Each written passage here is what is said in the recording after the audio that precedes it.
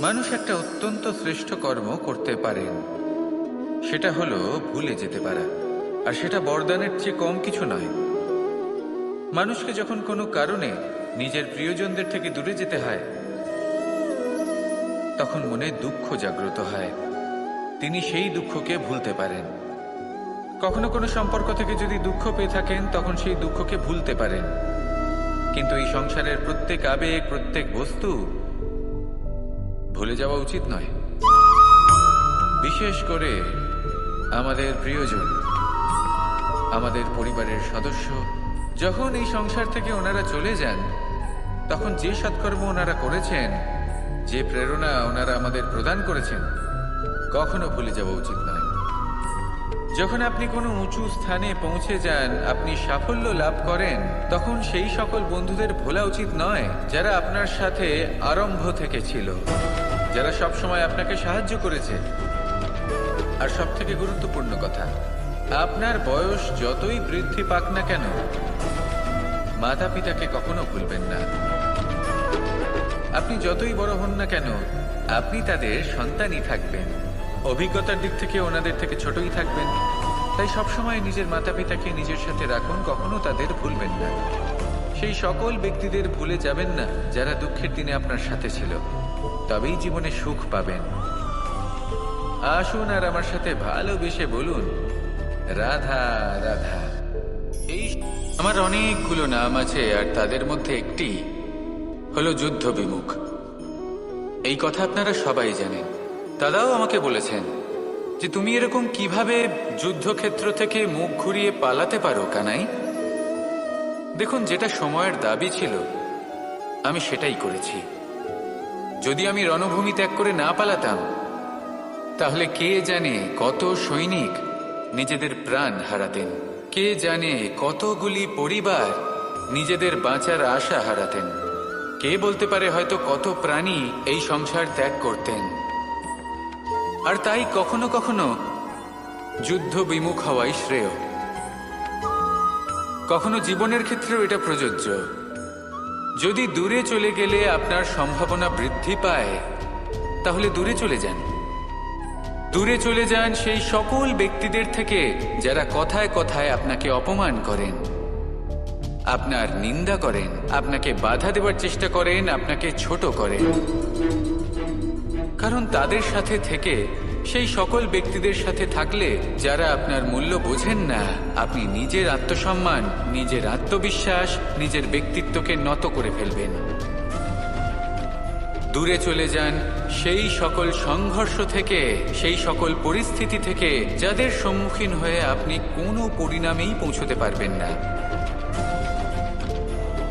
যদি আপনি এইভাবে যুদ্ধ বিমুখ হয়ে উঠতে পারেন, যদি এই প্রবৃত্তি আপনি নিজের মধ্যে জাগ্রত করতে পারেন, তাহলে আপনার সামনে সেই যুদ্ধ চলে আসবে যাতে বিজয় লাভ করে আপনি নিজের অস্তিত্ব খুঁজে পাবেন। আর সেটাই হলো সব থেকে বড় জয়লাভ। আসুন আমার সাথে ভালোবেসে বলুন, রাধা রাধা।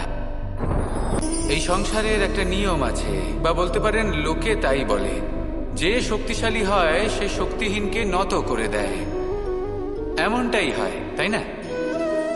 আবশ্যক নয়।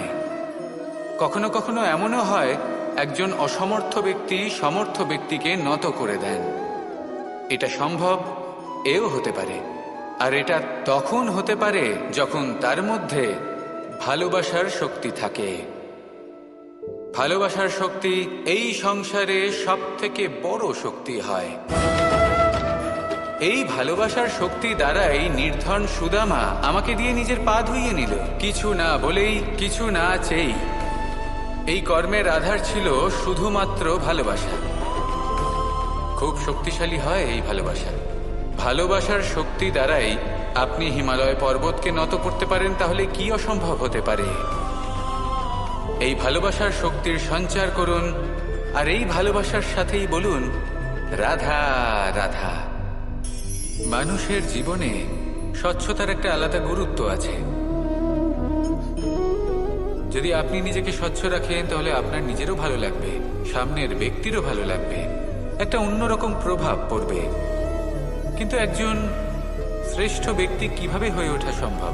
যার মধ্যে গুণ আছে, শিক্ষা আছে, শুভ চেতনা আছে, যিনি সৎকর্ম করেন। কিভাবে হব সেই ব্যক্তি যার মধ্যে জ্ঞান আছে? শুধুমাত্র স্বচ্ছ থাকলে তো তা হওয়া সম্ভব নয়। প্রথমে আপনাকে বুঝতে হবে যে মানুষের মধ্যে 4টি মূল তত্ত্ব আছে। প্রথম হলো তার শরীর, যার দ্বারা উনি যে কোনো কর্ম করে থাকেন। দ্বিতীয় তত্ত্ব হলো তার মন, যার দ্বারা কোনো কর্ম করার জন্য সে নিজেকে প্রেরণা দিতে থাকে। তৃতীয় তত্ত্ব হলো বুদ্ধি, যে কর্ম আমরা করতে চাই, যে লক্ষ্যে আমরা পৌঁছতে চাই, সেটা আমরা কিভাবে কোন পথে করব সেটা স্থির করা যায় বুদ্ধি দিয়ে। আর চতুর্থ তত্ত্ব হলো আত্মা। আত্মা হলো এমন এক তত্ত্ব যার কোনো সমাপ্তি নেই। আত্মা হলো অজয়।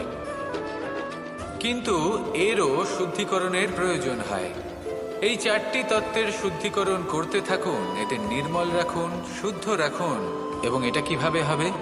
শুভ চেতনা দ্বারা, জ্ঞানের দ্বারা, এবং সব থেকে বেশি গুরুত্বপূর্ণ প্রেমের দ্বারা। আসুন আমার সাথে ভালোবেসে বলুন, রাধা রাধা।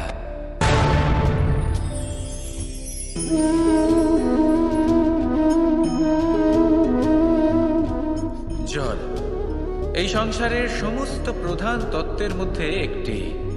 এই জল যে কোনো জ্বালা দূর করে, আগুনকে নিভিয়ে দেওয়ার ক্ষমতা রাখে। অবিরল অবিচল ভাবে প্রবাহিত হতে পারে, একে কেউ বাধা দিতে পারে না।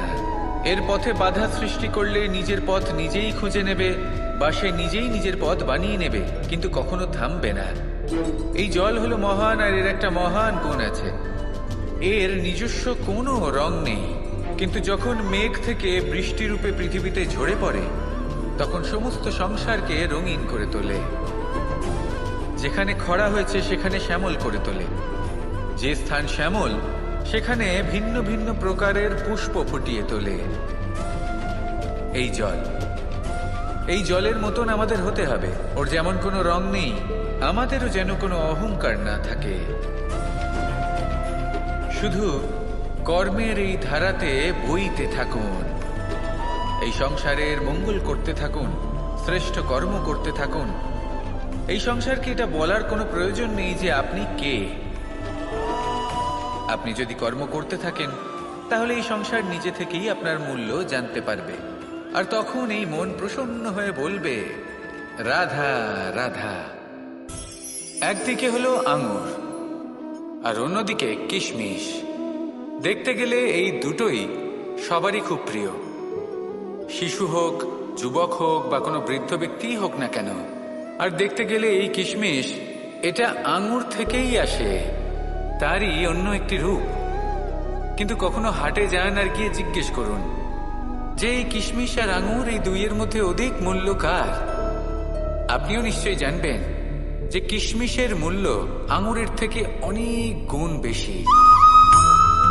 এবার এরকম কেন হয়? এর পেছনে কি কারণ থাকতে পারে? একদিকে হলো সেই আঙুর যা টাটকা অবস্থায় গাছ থেকে পেড়ে খাওয়া যায়, আর অন্যদিকে হলো কিশমিশ যাকে মাসের পর মাস রোদে ফেলে রাখা হয়। একদিকে আঙুর যা কিনা অত্যন্ত রসালো, আর কিশমিশে কোনো রসই নেই। একটি হলো অত্যন্ত কোমল এবং সুন্দর, অন্যটি অমসৃণ এবং তাতে বিন্দুমাত্র সৌন্দর্য নেই, তাও তার মূল্য বেশি। এইসব কেন হয়? এই কারণেই হয় কারণ সেই আঙুর অনেক মাস পর্যন্ত রোদ সহ্য করে থাকে, কষ্ট সহ্য করে থাকে, তবেই সেই আঙুর কিশমিশে পরিণত হয়। এবার জীবনের কড়া রোদ যাকে সহ্য করতে হয়, তার সাথেও এটাই হয়ে থাকে। তারও মূল্য আপনা থেকেই বৃদ্ধি পায়। আপনার জীবনে আপনার গুণ, আপনার প্রতিভা, তা অত্যন্ত গুরুত্বপূর্ণ। কিন্তু যখন আপনি অভিজ্ঞতা লাভ করেন, তখনই সেই অভিজ্ঞতা আপনার গুণ এবং প্রতিভাকে আরো অনেক বেশি শ্রেষ্ঠ করে তোলে। তাই জীবনের কঠোর রোদের মধ্যেও দাঁড়িয়ে থাকাটা শিখে নিন, সাহসের সাথে কঠিন পরিস্থিতির সম্মুখীন হওয়াটা শিখে নিন। ঠিক এইভাবেই অভিজ্ঞতা লাভ করতে হয়। আর এই অভিজ্ঞতা আপনার মূল্য বৃদ্ধি করতেই থাকবে, করতেই থাকবে। আর তখন এই মন প্রসন্ন হয়ে বলবে, রাধা রাধা। আমাদের সকলের জীবনেই দুই ধরনের ব্যক্তি থাকেন, বন্ধু এবং শত্রু। তারা হলেন আমাদের প্রিয় বন্ধু, যারা আমাদের জীবনে সবসময় আমাদের পাশে থাকেন। কখনো কখনো আমরা তাদের জন্য কিছুই করি না, তাও তারা আমাদের আনন্দ প্রদান করেন, ভালোবাসা প্রদান করেন। আর অন্যদিকে থাকে আমাদের শত্রু। দেখতে গেলে যখন আমরা জন্ম নিই তখন কিন্তু আমাদের কোনো বন্ধু থাকে না, আমাদের কোনো শত্রুও থাকে না। কিন্তু যত ধীরে ধীরে আমরা জীবনে এগোতে থাকি, আমাদের বয়স বাড়তে থাকে, তখন আমাদের বন্ধু আর শত্রু এই দুইয়ের সংখ্যা বাড়তে থাকে। আর সেই সবকিছু নির্ভর করছে আমাদের কথার ওপর এবং আমাদের ব্যবহারের ওপর। এবারে আপনি যদি কোনো ব্যক্তিকে স্বাগত জানান উদার চিত্তে, ভালোবেসে, তাহলে সেই ব্যক্তি আপনার বন্ধু হবেই হবে। কিন্তু যদি আপনি নিজে হাতে কাউকে সামনে অগ্রসর হতে বাধা দেন, বিনা কারণে তার সাথে খারাপ ব্যবহার করেন, তাহলে তার মনে শত্রুতার বোধ অবশ্যই জেগে উঠবে। আর রইল বিষয় কথার, যদি আপনার কথা মধুর হয় তাহলে সবাইকে আপনি আপন করে নিতে পারবেন। এই কথাই যদি কটু হয় তাহলে আপনার আপনজনেরাও দূরে চলে যেতে পারে। তাই নিজের কথার ওপর সংযম রাখুন এবং নিজের আচরণ উদার করে তুলুন। জীবনে সুখই সুখ থাকবে। আসুন আমার সাথে ভালোবেসে বলুন, রাধা রাধা। এই সংসারে যখনই কোনো সমস্যা আসে তখন আমরা আমাদের সব থেকে বড় সম্বলের কাছে আশ্রয় খুঁজি, তা হলো আমাদের বিশ্বাস। এবার প্রশ্ন হলো এটাই যে এই বিশ্বাস কার উপর করা যেতে পারে? পরিবারের ওপর, বন্ধুর ওপর, নাকি তাদের ওপর বিশ্বাস করা উচিত যাদেরকে আমরা কখনো সঙ্গ দিয়েছি? দেখুন, এই সংসারে বিপদের সম্মুখীন হলে কে আপনাকে সাহায্য করবে সেটা নির্বাচন করা আপনার হাতে নেই। সেটা সেই সকল ব্যক্তির উপর নির্ভরশীল যে তারা আপনাকে সাহায্য করবে নাকি করবে না। অর্থাৎ যখনই কোনো বিপদ আসে সর্বপ্রথম তার সম্মুখীন আমাদের নিজেকেই হতে হয়। আর তার জন্য প্রস্তুত থাকা প্রয়োজনীয়, সেই শক্তি, সেই সাহস অর্জন করা প্রয়োজনীয়। দেখুন, যখনই অন্ধকার আসে তখন সবার আগে কে আপনাকে ত্যাগ করে চলে যায়? আপনার নিজেরই ছায়া। এই অন্ধকারের সম্মুখীন হতে হয় অন্তরের প্রদীপের দ্বারা, অন্তরের আত্মা দ্বারা। তবেই আপনি অন্ধকারের ওপর জয়লাভ করতে পারবেন। সেই জন্য যে বিপদই আসুক না কেন, নিজেকে তার জন্য প্রস্তুত রাখা উচিত। সেই সাহস নিয়ে আসুন। এমন কোনো বিপদ নেই যে আপনাকে ভেঙে দিতে পারে। আসুন আমার সাথে ভালোবেসে বলুন, রাধা রাধা। এই সংসারে সব থেকে ভয়ানক এবং গভীর অন্ধকার কোনটা? সেটা যখন মেঘ সূর্যকে ঢেকে দেয় এবং সংসার অন্ধকারাচ্ছন্ন হয়ে ওঠে, নাকি তখন যখন সূর্যাস্তের সময় ঘনিয়ে আসে, সূর্য ঢলে যায় এবং এই সংসারে অন্ধকার ছেয়ে যায়, নাকি সেই অমাবস্যার রাত্রি যখন চতুর্দিকে ঘন অন্ধকার থাকে এবং চন্দ্রমার প্রকাশ কোথাও থাকে না? না, এই সংসারে সব থেকে বেশি ভয়ানক অন্ধকার হলো মানসিকতার অন্ধকার। মানসিকতা খুব গভীর একটা বিষয়। এই মানসিকতাই সত্যের রূপ ধারণ করে এবং আমাদের এই মানসিকতা এবং বিবেকে একটা সূর্য থাকে। যদি আমরা এটা জীবন থেকে বের করে ফেলি তাহলে নিরাশা, হতাশা, অসফলতা এর এমন এক ঘন অন্ধকারে আমরা ফেসে যাব যে তার থেকে বাইরে বের হওয়া প্রায় অসম্ভব ব্যাপার হয়ে দাঁড়াবে। বড়ই কঠিন হয় সেই সময়। সেই জন্য ইতিবাচক মনোভাব থাকা খুব প্রয়োজনীয়। এটা ভাববেন না যে এটা আমার সাথে কেন হলো, এই সমস্যা কেন এলো, ওই ব্যক্তি আমার সাথে এটা কেন করলেন। এটা ভাবুন যে আমি জীবনে যে পরিস্থিতিতে দাঁড়িয়ে আছি তার থেকে আমি ঠিক কিভাবে বাইরে বেরোতে পারবো। যতই ঘন অন্ধকার থাকুক না কেন, খুব ছোট একটা প্রদীপের প্রকাশ আমাদের পথপ্রদর্শক হয়ে দাঁড়াতে পারে। আর আমাদের জীবনে এই ছোট্ট একটা প্রকাশ হলো আশা। এই আশার একটি কিরণ আমাদের অত্যন্ত গাঢ় অন্ধকারেও পথ দেখাতে পারে। তাই এই আশাকে সব সময় মনে প্রজ্বলিত করে রাখুন। গাঢ় থেকে গাঢ় অন্ধকারের সাথে, কঠিন থেকে কঠিনতর সমস্যার সাথে লড়াই করুন, সামনে এগিয়ে চলুন, আর আমার সাথে ভালোবেসে বলুন, রাধা রাধা। শত্রুতা। একজন মানুষ অন্য মানুষের সাথে শত্রুতা করে বসেন, দুজন ঘনিষ্ঠ বন্ধু। এমনও এক সময় আসতে পারে যখন এনারা একে অপরের শত্রু হয়ে ওঠেন। এর অনেকগুলো কারণ হতে পারে, কিন্তু মূল কারণ হলো আলোচনা। আগে হ্যাঁ, আপনি যদি কারোর বিষয়ে আলোচনা করেন তাহলে সে আপনার শত্রু হয়ে যেতে পারে। এবার মনে একটা প্রশ্ন আসতে পারে যে এটা কিভাবে সম্ভব হতে পারে? আলোচনা, এটা তো অত্যন্ত জরুরি। যদি আমি নিজের বন্ধুর খারাপ কাজের বিষয়ে আলোচনাই না করি তাহলে সে শুধরবে কি করে? এ কথা সত্যি যে আলোচনা আবশ্যক, কিন্তু তার থেকেও বেশি গুরুত্বপূর্ণ এবং আবশ্যক হলো আপনার এই সিদ্ধান্ত এটাই যে আপনার এই আলোচনা কোন স্থানে করবেন। যদি এটা সবার সামনে করবেন ভাবেন, তাহলে তা অপমানও হয়ে যেতে পারে। যদি এটা আলাদাভাবে করেন তাহলে তা পরামর্শ হয়ে যায়।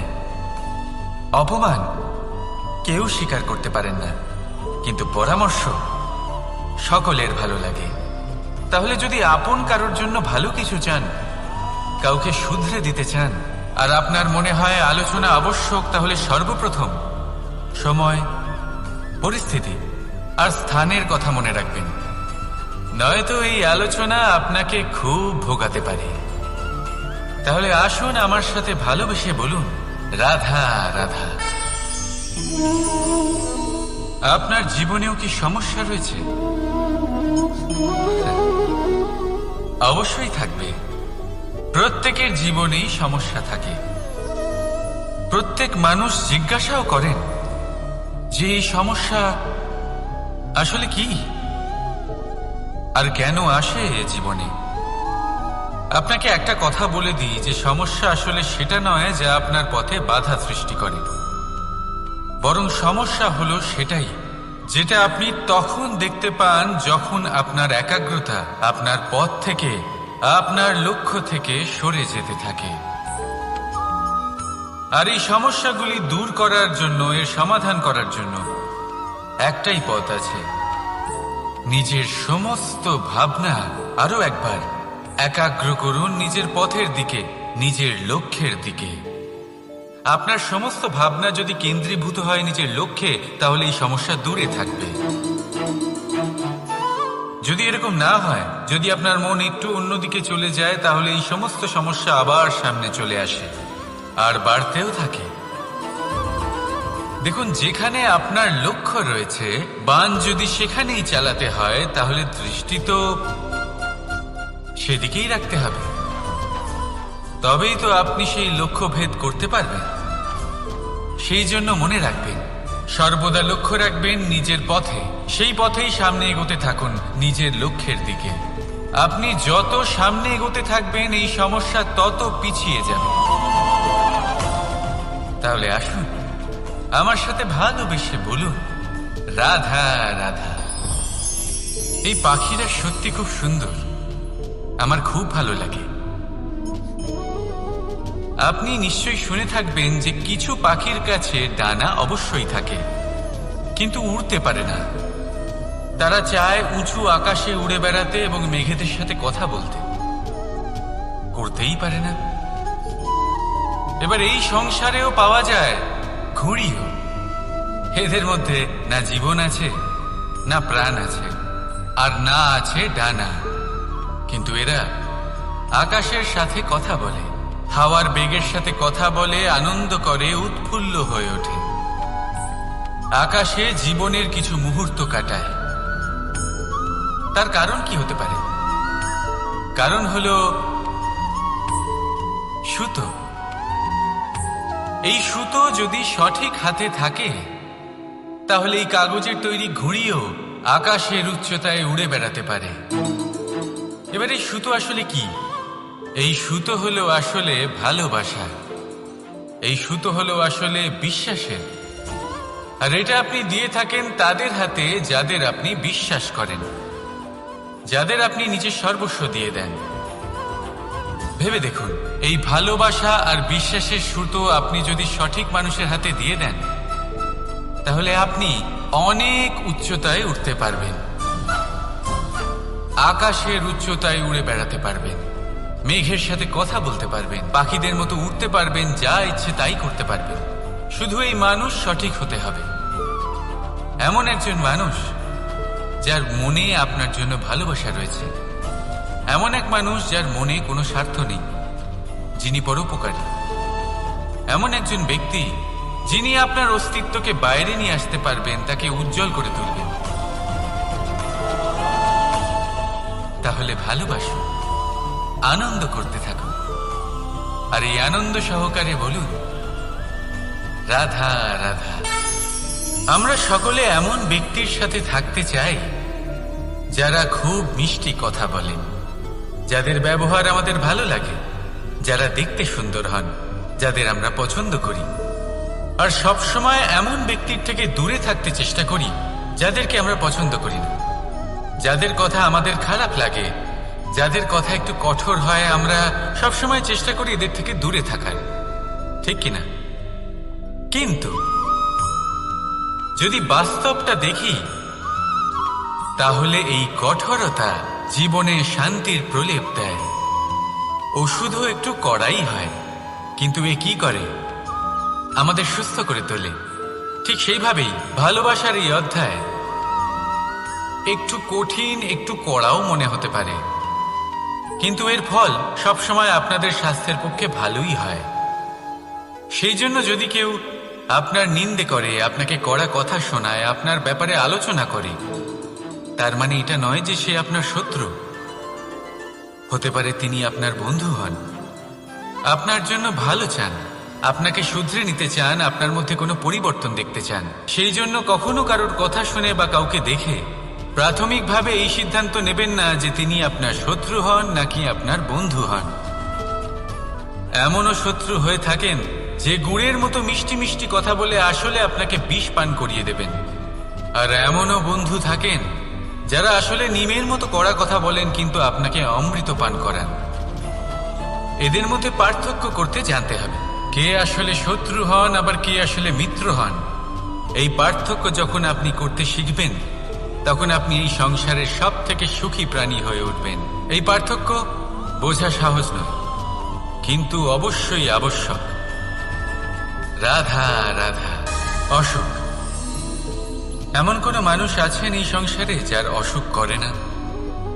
প্রত্যেক মানুষ কখনো না কখনো অবশ্যই অসুস্থ হয়েছে, তার এই শরীর রোগের শিকার অবশ্যই হয়েছে। এবারে দেখুন, এই রোগ আসে আবার এই রোগ চলেও যায়, কিন্তু সেই রোগ আমাদের কষ্ট দিতে কেন সক্ষম হয়? কারণ হলো স্বচ্ছতা। যদি এই স্বচ্ছতা শরীরে না থাকে, তাহলে মানুষকে শারীরিক কষ্ট পেতেই হবে। ঠিক সেইভাবেই অত্যন্ত প্রয়োজনীয় হলো এই স্বচ্ছতা যেন মনেও থাকে। যদি এই স্বচ্ছতা মনে না থাকে, তাহলে মানুষ চারিত্রিকভাবে কষ্ট সহ্য করেন। এবারে নিবারণ কি হতে পারে? বড়ই সহজ এর উপশম। যদি রোগ শরীরে হয়, তাহলে সর্বপ্রথম স্বচ্ছতা বজায় রাখতে শিখুন, এই শরীরকে পরিষ্কার রাখতে শিখুন।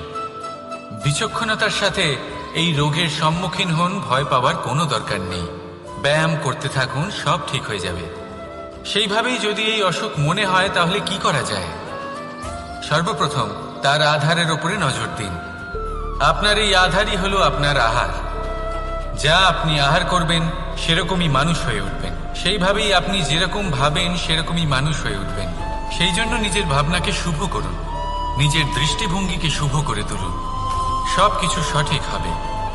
আপনার আমার সবার মধ্যেই এক রাক্ষস বাস করে, তার সম্মুখীন হন, তাকে পরাস্ত করুন। তাহলে এই রোগ সে শরীরেই হোক বা মনের মধ্যে, যদি সঠিক সময় তাকে আটকানো না যায়, তাহলে যে কোনো সময় তা মহামারীর রূপ ধারণ করবে। সেই জন্য সাবধানে থাকুন, সুস্থ থাকুন। তাহলে আসুন, আমার সাথে ভালোবেসে বলুন, রাধা রাধা।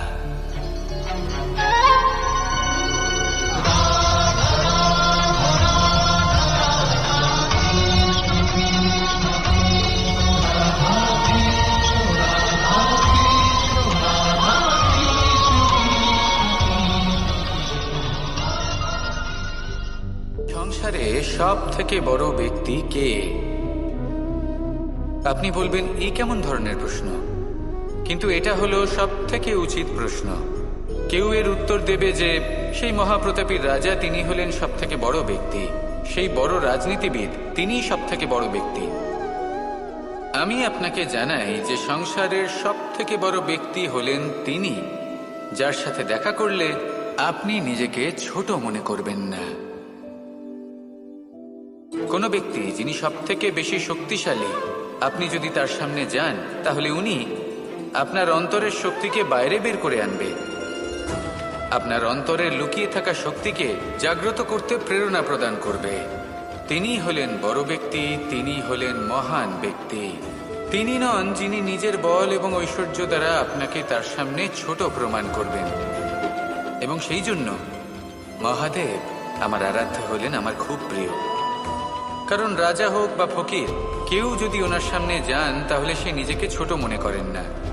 আপনিও যদি জীবনে অনেক বড় হতে চান তাহলে কাউকে কখনো নিজেকে ছোট মনে করতে দেবেন না। তার অন্তরে বড় হয়ে ওঠার প্রেরণা প্রদান করুন। আসুন আমার সাথে ভালোবেসে বলুন, রাধা রাধা।